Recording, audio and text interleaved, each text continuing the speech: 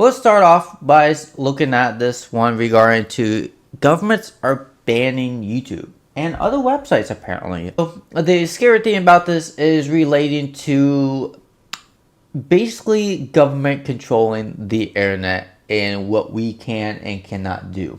Our right to our privacy, our right to browse wherever we want as long as it's within the legal realms is being diminished and quickly. This includes things like Facebook, Instagram, Messenger, YouTube, X, Discord, and the list goes on. The government had earlier given foreign platforms 7 days to register their operations in Nepal and appoint a local contact person, but many of them didn't comply. So then they had a Supreme Court ruling that says the requirement for social media platforms to register locally as a way to address misinformation. So essentially, because they didn't register with the government, now Nepal is banning those websites for all 30 million people that live there. The Committee to Protect Journalists said the decision would hinder journalists' ability to report and limit people's access to information. And the Federation of Nepali Journalists also described the measure as undermining citizens' right to information. Yeah, so this is going to the extreme. And the fear of all of this is going to be starting to see regarding to like what North Korea is doing, where they don't allow certain content at their country. And that's the fear thing. China does the same thing. North Korea and China and even Russia has been doing this, where they're just instant banning websites or the entire social media platform. So they have full control of what information is released or put out in public. And from my knowledge, Nepal is not one of those dictator countries. I could be completely wrong. Last time I checked, Nepal is not, though. And so I don't know exactly why they're doing this.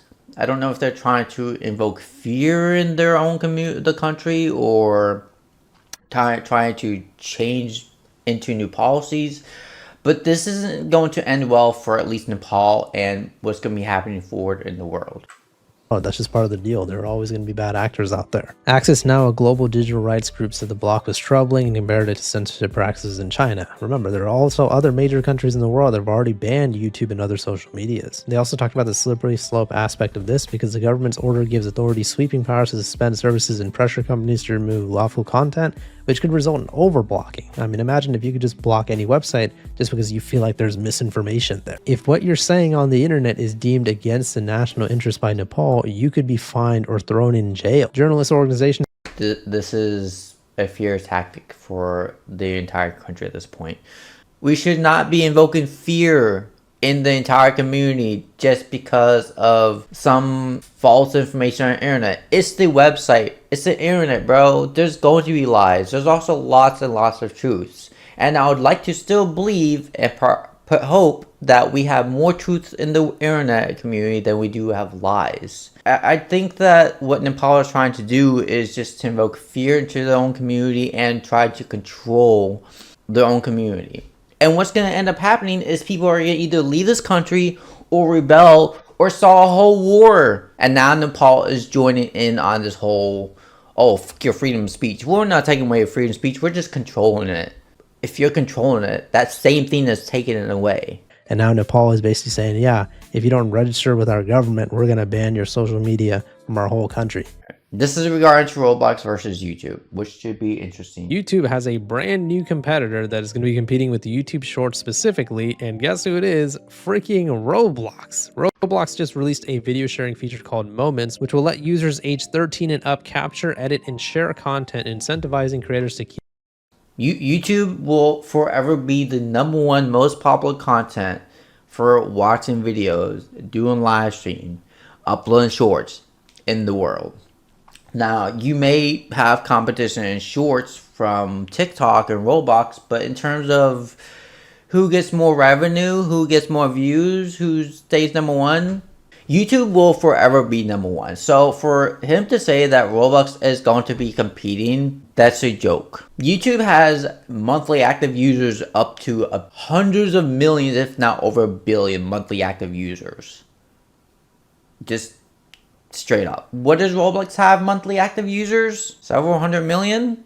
You think that's going to compete with YouTube's monthly active users and monthly active uploads? No. Keep in mind, that Roblox is still primarily targeted for under age 13. Their platform is designed, they're also designed for one content, gaming. That's it. Meanwhile, YouTube is designed for multiple contents. And the way that YouTube revolves around the ecosystem regarding to uploading content is different.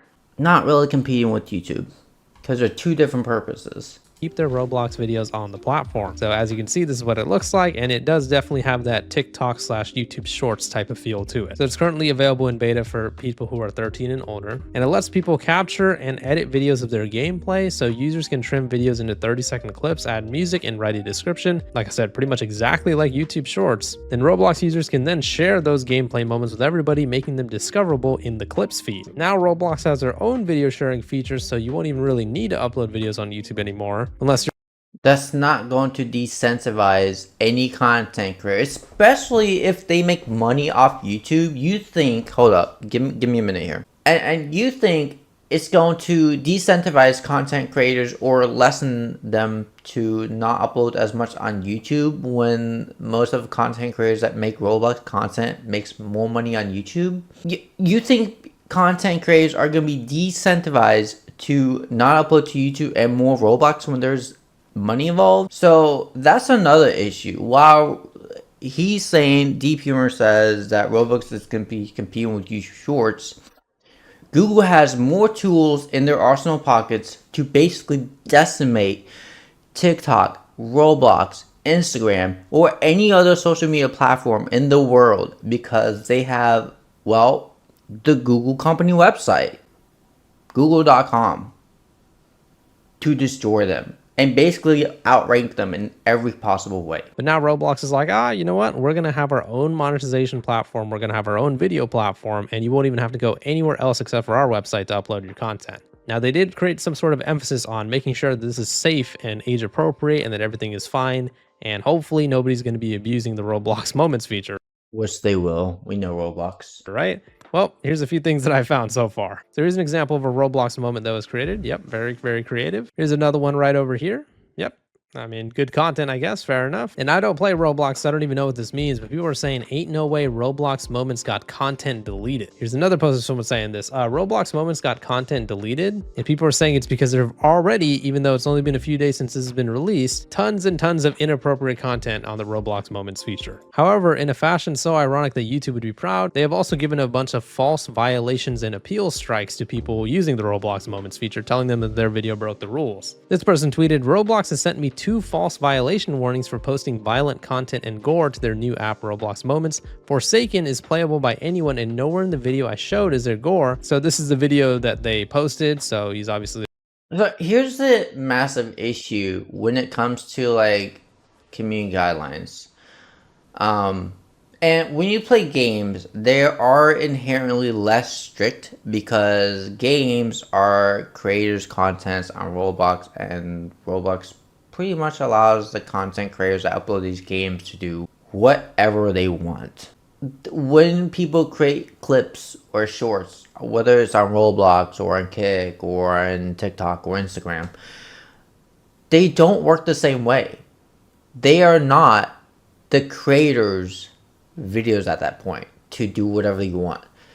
You have separate guidelines on the videos themselves that are controlled more strictly by Roblox than the individual content creators that are making those videos, because Roblox sets these guidelines differently and they're more strict for reasons. And so when people hop into creators' games, they have more freedom to do what they want. But when as soon as they start uploading these videos, the restrictions all of a sudden go up exponentially, because Roblox controls based off their community guidelines on what you can and can't upload. That's the difference, and people are not seeing that, and people are like, why is this content getting removed? Well, because in game you have more freedom. It's hard for Roblox to regulate this. With videos, it's easier. And keep in mind, they're only allowing 30-second clips as of right now. It's a lot easier for Roblox to detect a 30-second clip versus a game that they've been in for hours.